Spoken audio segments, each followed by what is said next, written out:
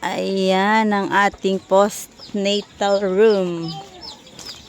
Yung mga babies nandito. Shadan! Dami, di ba?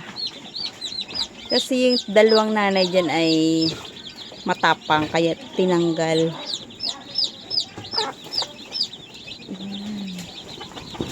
Nandito yung iba. Ito ang other room.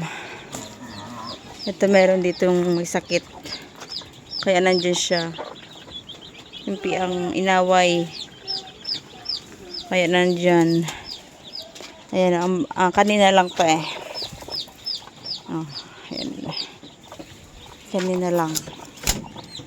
Hindi pa kumakain. Hindi pa rin siya kumakain kasi may natira pa rin siya.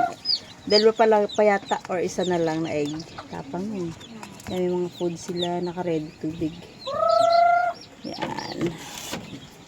Ito yung pasaway.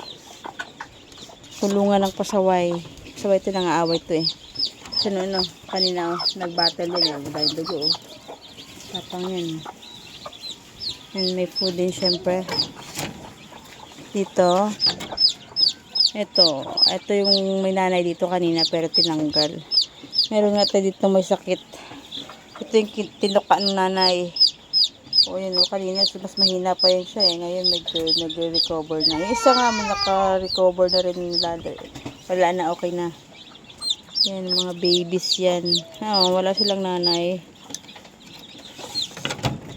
And dito rin, may nanay din dito, tinanggal din. Kasi ganun din, ang tutuka din. So, ito na lang naiwan. Yan ang kwarto nila. Yan ang food nila.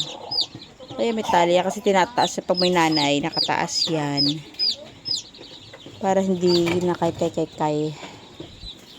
Yan lang.